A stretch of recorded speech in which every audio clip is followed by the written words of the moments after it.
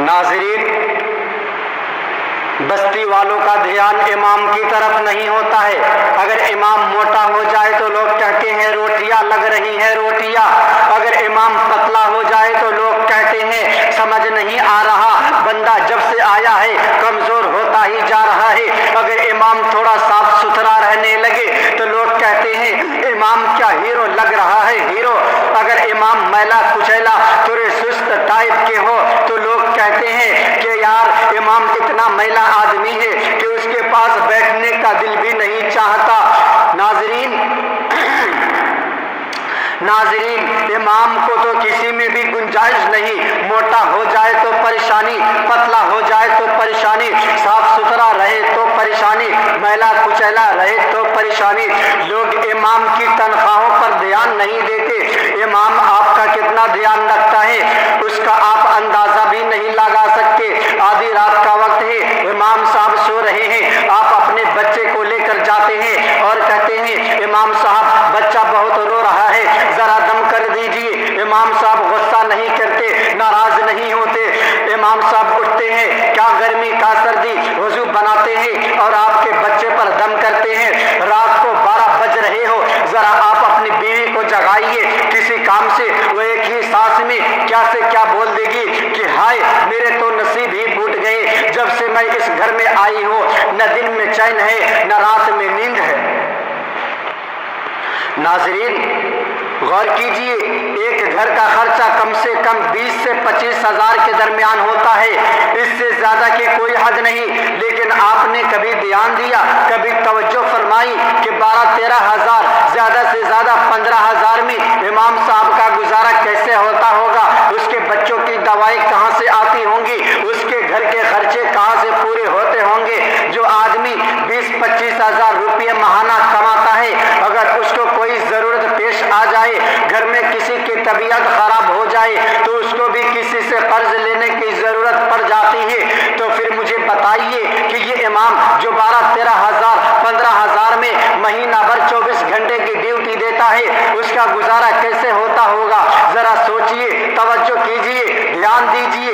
امام کی تنخواہ اگر کم ہوتی ہے تو نمازیں خراب ہوتی ہے۔ آپ کہیں گے کیسے؟ امام صاحب کی تنخواہ 12 ہزار، بیوی کی دوا چل رہی ہے 3 ہزار کی، 9 ہزار بچے، اس 9 ہزار میں دنیا بھر کے خرچے ہیں۔ امام صاحب مصلی پر کھڑے ہیں اور سوچ رہے ہیں کہ ہمارے بچے بیمار ہیں، ان کے دوا کے پیسوں کا انتظام۔ اگر آپ نے امام کی تنخواہ معقول رکھے ہوتے تو امام جہاں ہوتا، امام کی نیت بھی وہی ہوتی۔ آپ نے کبھی سوچا کہ آپ کا امام آپ کی آرام و راحت کے لیے، آپ کی صحت و عافیت کے لیے، آپ کی تندرستی کے لیے، آپ کی کمائی میں برکت کے لیے، آپ کے کاروبار میں برکت کے لیے مصلی پر بیٹھ کر رو رو کر گڑ گڑا کر اپنے خدا سے دعائیں کرتا ہے؟ لیکن کچھ لوگ ہیں کہ امام کے پیچھے پڑے رہتے ہیں۔ یہی وجہ ہے کہ 50% مولوی نے اپنا کاروبار شروع کر دیا، امامت چھوڑ دی۔ اگر اماموں کے ساتھ آپ لوگوں کا یہی رویہ رہا تو آپ لوگوں کے بچوں کو اللہ و رسول کا نام سکھانے والا کوئی نہ ملے گا۔ اس لیے امام کی قدر کیجیے، ان کے دکھ سکھ میں ساتھ دیجیے۔ ناظرین، لوگوں کے اسی رویے کی وجہ سے بہت سے مولانا حضرات فارغ ہو کر آتے ہیں اور بہت ساری جگہوں پر امام کی ضرورت ہوتی ہے، لیکن کم تنخواہ ہونے کی وجہ سے یہ مولانا حضرات امامت والے کام کو کرنا نہیں چاہتے، کسی کمپنی میں ملازم ہو جاتے ہیں، کسی دکان میں ملازم ہو جاتے ہیں۔ بھائی، بہت سے کام ایسے بھی ہیں جس کو تعلیم کے بغیر بھی اس کو کیے جا سکے، ان کی حالات اور ان کی مجبوریاں ان کو وہاں تک پہنچا دیتی ہے۔ ناظرین، 5 وقت آپ تکبیر تحریمہ کے ساتھ پہلی صف میں نماز پڑھ کر دیکھیے تو آپ کو اندازہ ہوگا کہ کتنا مشکل کام ہے۔ اور امام سردی ہو، گرمی ہو، بارش ہو، حالات اچھے ہو، خراب ہو، وہ بیمار ہو، تندرست ہو، خوشی کے موقع میں ہو، غمی کے موقع میں ہو، نماز کا وقت ہوتا ہے، سب کچھ چھوڑ چھاڑ کے اسے آنا پڑتا ہے۔ ناظرین، جس محلے کے اندر لوگ پریشان ہوں، جس بستی کے اندر لوگ زیادہ بیمار ہو رہے ہوں، تو آپ ضرور چیک کر لیجئے گا کہ کہیں آپ کا امام دکھی تو نہیں ہے، کہیں آپ کا امام پریشان تو نہیں ہے۔ امام تو صبر کرنے والا ہوتا ہی ہے، وہ اپنی ضروریات کو آپ سے بیان نہیں کرتا، وہ تو اللہ سے مانگتا ہی رہتا ہے، صبر کرتا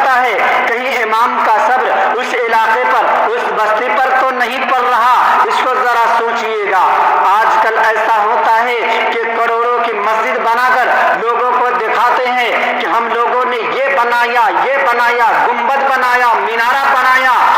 بھائی گنبد کا کیا, گنبد کو چاٹنا ہے, اور میناروں کا کیا آپ کو میناروں سے کودنا ہے؟